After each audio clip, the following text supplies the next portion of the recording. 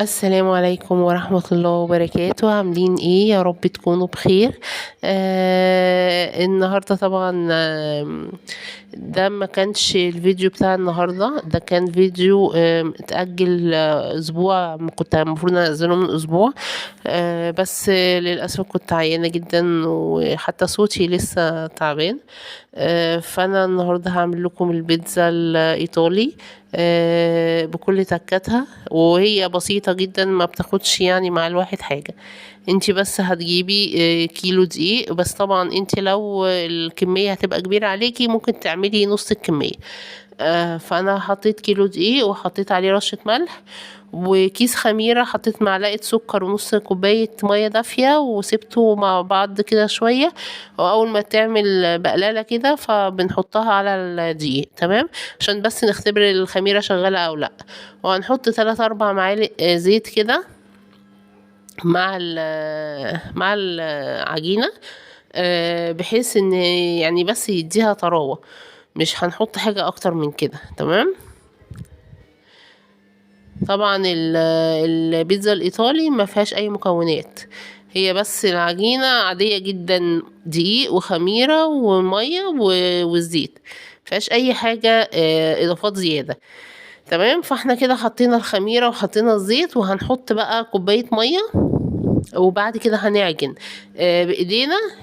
يعني هنعجن العجينة بايدينا لغاية لما نوصل معايا العجينة ايه، تبقى طرية وملزقة بسيط، يعني ما تبقاش ناشفة او ملزقة قوي، لا هي ملزقة بسيط كده. وكمان هنفضل نديها في مية لو احتاجت، مش هنضيف مية، يعني حسب نوع الدقيق هنضيف مية بالتدريج. لو احتاجت مثلا نقطة مية زيادة بنحط لها، ما احتاجتش خلاص، تمام. فانا كده حطيت لها ميه وهفضل اعجن فيها واشوف هتحتاج ميه تاني هديها، مش هتحتاج ميه تاني مش هديها. طبعا كل نوع دقيق بيختلف عن نوع الدقيق التاني اللي هو في كميه الميه اللي بياخدها، تمام. انا كده قلبتها ولسه هعجنها بقى. كده عجنتها، بصوا إيه، لازم بص تبقى متلزق معايا بسيط، مش هتبقى اللي هي ملساء خالص. لو ملساء خالص مش هتطلع معايا بنفس الجودة. بعد ما نعجنها نلاقيها بنلزق بسيط، هنروح بقى دهنينها دهنة زيت على الوش كده، وبعد كده هنسيبها تخمر، يعني هنغطيها ونسيبها تخمر، بس ندهنها الاول دهنة زيت. بصوا بتلزق بسيط ازاي، يعني مش اللي هي ماسكة نفسيها. دهنتها دهنة زيت وهسيبها واغطيها.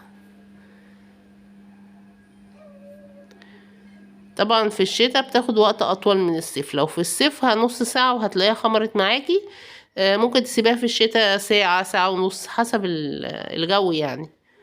بس افضل حاجة حطيها في فرن البوتاجاز. انا بسيبها في فرن البوتاجاز ساعة بتطلع خمرانة، عشان بس الفرن بيبقى مقفول وكده بيبقى بيديها الدفى اللي هي بتبقى محتاجاه. خلاص هي كده خمرت معانا. طبعا انا كنت محضره الصلصه بتاعتها، حاطه لها شويه زعتر. هي الصلصه بتاعت البيتزا ما فيهاش اي حاجه غير انك بتعصري طماطم بتضربيها يعني، وبتحطيها على النار مع معلقتين زيت، شويه ملح ومثلا زعتر حسب البهارات اللي بتحبيها بقى. بس انا حطيت زعتر عشان يعمل لها يعني طعم مختلف يعني. بس حسب ما انت بقى بتحبي، عايز تحطي فلفل حطي، شطة حطي اللي تحبيه. المهم دلوقتي بقى هنقسمها وهنفردها.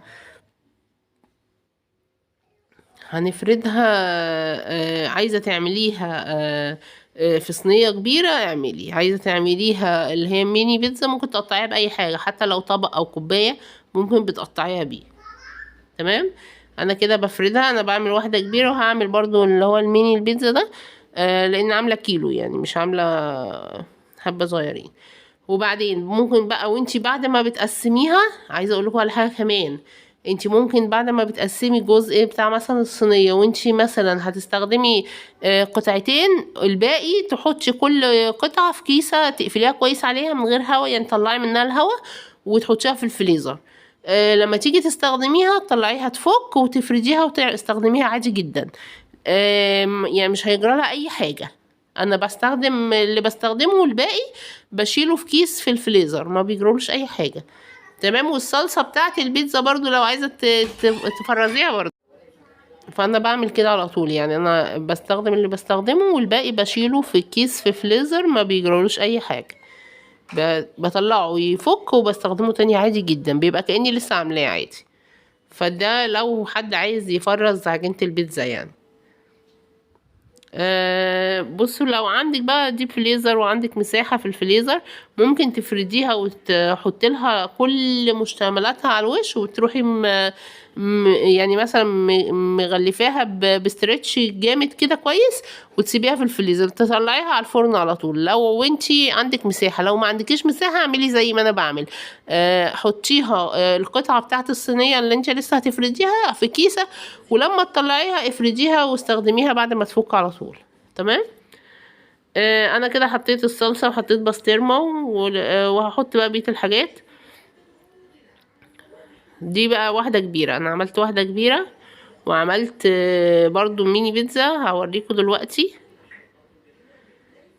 بس بصراحة عجبتهم جدا جدا جدا. يعني كل بيتزا، كل نوع بيتزا ليه طعمه وليه جماله، يعني مش كل حاجة شبه التانية. لما بتعملي البيتزا الإيطالي بيبقى طعمها طبعا تحفة، ولما بتعملي البيتزا العادية اللي هي المصري بيبقى طعمها حلو بس مش هي البيتزا الأصلية يعني. تمام.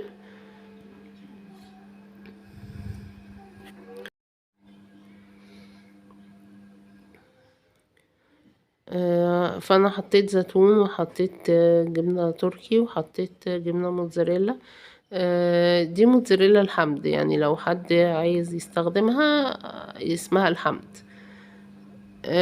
بعد كده عملت الميني بيتزا وقطعتهم بالطبق، والله مش جايبه لهم قطعه مخصوص.